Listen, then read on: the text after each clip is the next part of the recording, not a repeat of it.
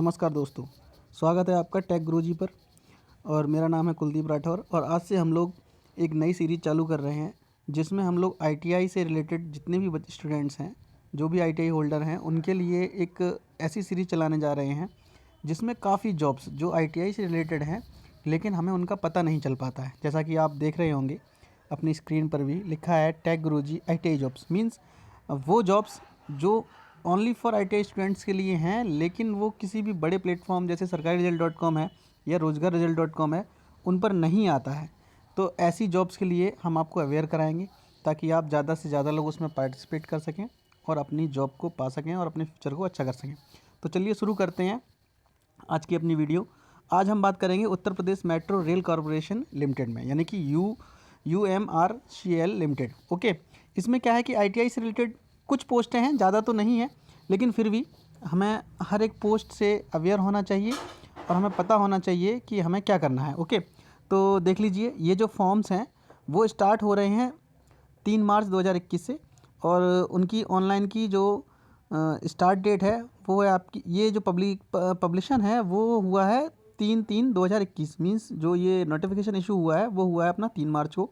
और ऑनलाइन की starting date है वो, हमारी ऑनलाइन फॉर्म फिल करने की स्टार्टिंग डेट है 11 मार्च 2021, और हमारी जो लास्ट डेट है इस फॉर्म को भरने की ऑनलाइन, वो है हमारी 2 अप्रैल 2021। ओके, तो एडमिट कार्ड हमें मिलेंगे 10 अप्रैल 2021, और रिटन एग्जामिनेशन जो कि हमारा सीबीटी है, मींस कंप्यूटर बेस्ड टेस्ट है, वो हमारा होगा 17/4/2021। देखिए, ये बहुत बड़ी बात है कि किसी भी स्टेट फॉर्म में या स्टेट गवर्नमेंट की जॉब में हमें पहले से ही पता है कि हमारा कब एग्ज़ाम होगा और हमारे लेटर हमें कब मिल जाएंगे। ओके, तो चलिए आगे बढ़ते हैं, देखते हैं आगे और क्या क्या है हमारे इस सेशन में, इस जॉब में क्या क्या है। देखिए, हमारी जो पहली पोस्ट है वो है हमारी ये मेंटेनर इलेक्ट्रिकल की, मींस जो बच्चे इलेक्ट्रिकल से हैं, जिन्होंने अपना आईटीआई इलेक्ट्रीशियन ट्रेड से कंप्लीट किया है। ओके, चाहे वो एनसीवीटी हो या वो एससीवीटी हो, और उसने अगर 60% मार्क के साथ ये अगर एग्ज़ाम आईटीआई अपना है वो कंप्लीट किया है, तो वो इस फॉर्म को भर सकता है। ठीक है, और इन तीनों की, चाहे वो इलेक्ट्रिकल का हो, इलेक्ट्रॉनिक्स का हो, या फिर वो हमारा एसटी से हो, ओके, या फिर हमारा सिविल से हो, जिससे भी रहेगा वो फॉर्म भर सकता है। और हमारा जो इसका ग्रेड पे है वो 19,500 है। ठीक है, तो हमारी जो पोस्ट है NE01, ओके, इसकी टोटल पोस्ट ये देखिए, जो अनरिजर्व पोस्ट हैं वो हैं 22, EWS की जो पोस्ट हैं वो हैं 5, और OBC स्टूडेंट जो हैं उनकी हमारी टोटल पोस्ट हैं कितनी, 10। ओके, और ST की एक पोस्ट है। बाकी वुमेन स्पेशल, देखिए इस बार क्या है कि वुमेन कोटा को अलग किया गया है, इसमें जो लड़कियों के लिए स्पेशल फॉर है 10 पोस्ट हैं। ठीक है, इससे एनसीवीटी के लिए इलेक्ट्रीशियन से आपने आईटीआई किया होना चाहिए। दूसरी हमारी जो पोस्ट है वो है maintainer signal and telecommunication, okay, SNT बोलते हैं इसको। तो इसकी टोटल पोस्ट 24 हैं, जिसमें अनरिजर्व्ड 11, EWS 2, OBC 6 है। ओके, और हमने आईटीआई किया होना चाहिए, चाहे वो SC/ST से, चाहे वो एनसीवीटी से हो, चाहे आपका एससीवीटी से हो, और उसने आईटीआई किया होना चाहिए 50% मार्क के साथ। ओके, 50% अनरिजर्व्ड EWS OBC के लिए है। बाकी ये 60% मार्क के साथ आपने मैट्रिक किया हो, मैकेनिक ट्रेड से, इलेक्ट्रॉनिक मैकेनिक ट्रेड से किया होना चाहिए। ओके, अपनी नेक्स्ट जो पोस्ट है वो है सिविल की।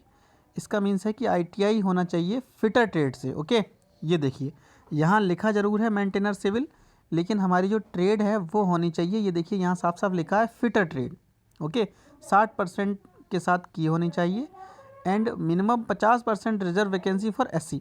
मतलब क्या है कि इस टोटल वैकेंसी का 50, ये टोटल जो वैकेंसी है उसमें 50% अंक होने चाहिए SC वालों के लिए, बाकी लोगों के लिए होना चाहिए 60%। ठीक है, तो अच्छा, इसकी अगर हम उम्र की बात करें, एज क्या है, क्या मांग रहा है, तो 21 से 28 साल मांग रहा है। ओके, जिसमें कि रिजर्वेशन कोटा अलग से है, वो मैं आपको बताऊंगा। और एक चीज़ और है यहाँ, ये मेडिकल स्टैंडर्ड, ये जो आप देख रहे हैं B1 का मीन्स है ये मेडिकल स्टैंडर्ड मांग रहे हैं कि हमारा कितना मेडिकल स्टैंडर्ड है, तो B1 चाहिए हमें। ओके, तो B1 क्या है ये मैं अभी आपको बताता हूँ कि एक्चुअली में ये B1 क्या होता है।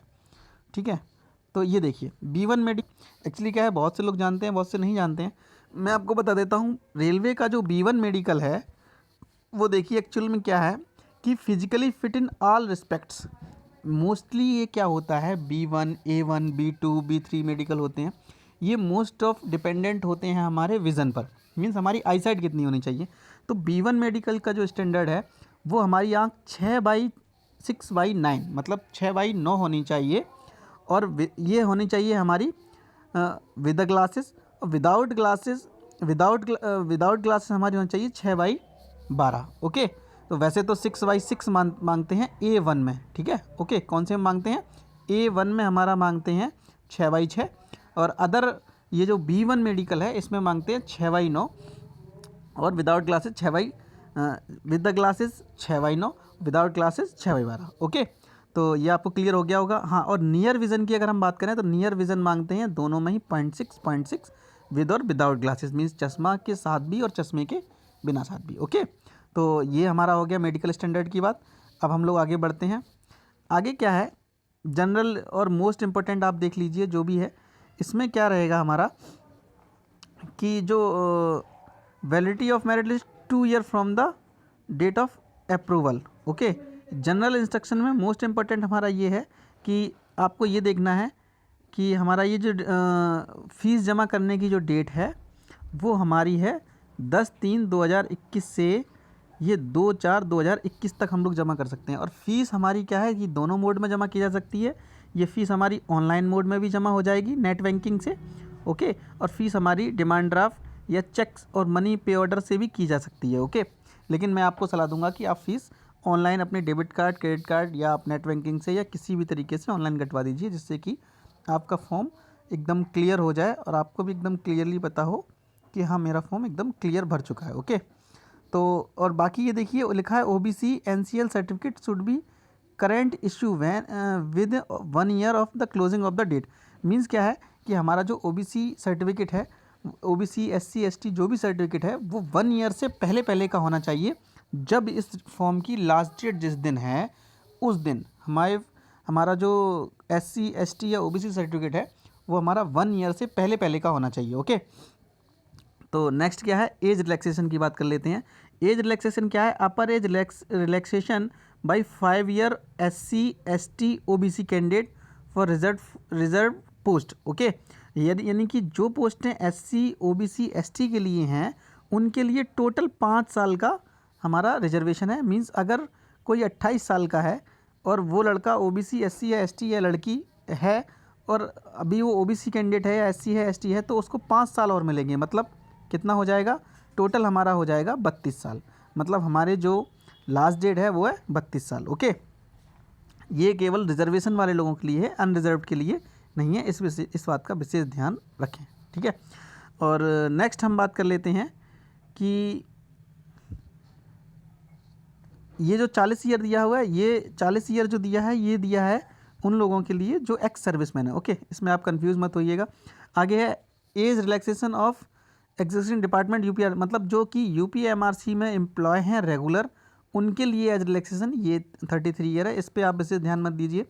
दूसरा है पेमेंट ऑफ एप्लीकेशन, ये जो आपको पेमेंट करना है including charges of non refundable, मतलब ये जो हमारी फ़ीस है वो नॉन रिफंडेबल रहेगी। ये नहीं कि रेलवे की तरह एग्ज़ाम के बाद हमें पैसा वापस दे दिया जाएगा, ऐसा कुछ भी नहीं है।